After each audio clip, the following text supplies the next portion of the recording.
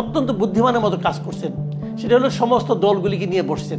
একটু ভুল ছিল, কিন্তু মোটামুটি সে একটা ভালো কাজ করছেন, মানে মোটামুটি একটা ভালো একটা মানে চেহারা মানুষের সামনে দিতে পারছেন। সমস্ত পলিটিক্যাল পার্টিগুলো আমাদের সঙ্গে আছে। বাংলাদেশের ইতিহাসে এটা কখনো হয় নাই, ইজ ফার্স্ট টাইম যে সরকারের সঙ্গে সব রাজনৈতিক দলগুলো আছে। যদিও আওয়ামী লীগকে তারা ডাকে না, ডাকা উচিত ছিল আমি মনে করি। ডাকলে আসতো না, কিন্তু ডাকা উচিত ছিল।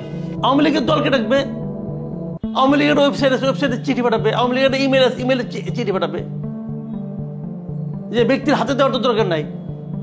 আপনি ইনফর্ম করতেন, তারপর তারা যাকে পাঠাইতো, অথবা কেউ আসতো না। কিন্তু আমি যেটা মনে করি ইউনূস সাহেব এই ভুলগুলি কী কারণে করে, এটাও আমি বলি। ভুলগুলি কয়নে ইউনূস সাহেব আসতে বাংলাদেশকে ভালোভাবে চেনেন না। আপনি 10 বছরের হিসাব নেন, গত 10 বছরে দেখেন তো ইউনূস সাহেব গত 10 বছরে দেশে বেশি ছিল না বিদেশে বেশি ছিল? দেখেন আপনি গত 10 বছরে সে যতগুলো ইন্টারভিউ দিয়েছে, দেশে দিছে কটা, বিদেশে দিছে কটা, মানে বিদেশি মিডিয়াকে কটা, দেশি মিডিয়াকে কটা।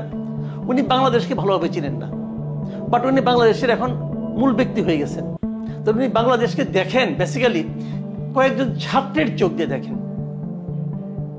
এবং এই ছাত্রদের চোখ দিয়ে দেখেন বলেই উনি 3 দফার প্রথম দফা মিটিং করছেন কার সঙ্গে? ছাত্রদের সঙ্গে, যেখানে বাংলাদেশের বৃহত্তম ছাত্র সংগঠন ছাত্র দল ছিল না, যেখানে ছাত্র ইউনিয়ন ছিল না, যেখানে সমাজতান্ত্রিক ছাত্র ফ্রন্ট ছিল না, ছাত্র মৈত্রী ছিল না, ছাত্র ফেডারেশন ছিল না।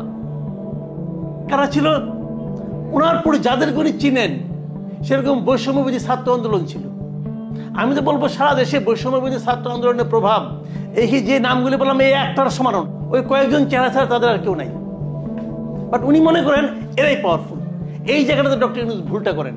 কোনো সন্দেহ নাই এই আন্দোলনের মুখ ছিল এরা, চেহারা এরা ছিল, ফেস এরা ছিল, কিন্তু পেছনে কি ছাত্র দলের কেউ ছিল না?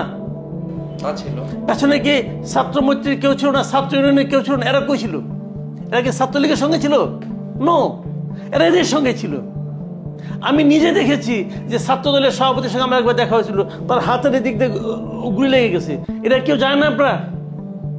সে তো এটা প্রচার করে বেড়ায় নাই, তার হাতে গুলি লাগছে। আমি নিজে তার হাতের মানে ক্ষত আমার কাছে দেখাইছি, আমি দেখছি। সে তো এটা প্রচার করে বেড়ায় নাই। আর এরা যারা সার্জিস বলে, এরা হাসনাত বলেন, এরা একটা গুলি খাইছে আর রাবার বুলেট খাইছে? মাহফুজ আলম একটা রাবার বুলেট খাইছে? ভাই আন্দোলনে একজন দুজনে হয় না।